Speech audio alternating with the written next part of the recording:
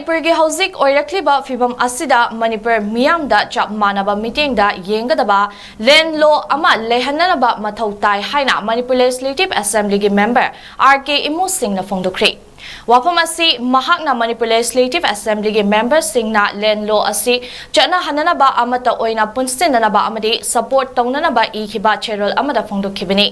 cherol asida ing lisingama chamapan marifunipan marifutarada matamadugi chief minister oiramba mahaki mapabung 𝐷𝐻𝐑 Jai Chandra Singh na MLR and LRX asi chana hananaba amadi bill adu ayatpa amata leitana pass taunanaba tongan bachingi village chief Singh stakeholder Singh amadi legislature Singh ga wari sanaki adumanama matam adugi tamgi legislature yauna majority legislature Singh na yadabadagi bill adu pass tawada apanba pikhibani hairi Amaromda tribal leader, politician, businessman, village chief Singh na ek asi pass tawrabadi tamgi miyoi Singh na chingda khunda salaklani haina wakhal sagatli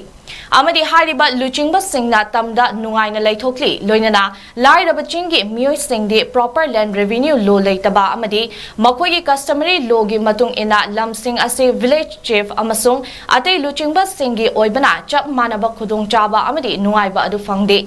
Maramasina MLR amadi LRX asi Manipur pumbada chatna handuna masa-masagi lamda land right phanghanbata natana revenue record ningthina thamduna chingi district singda illegal immigrants singna settle tawriba asidagi ngakthokpa ngamgani hairi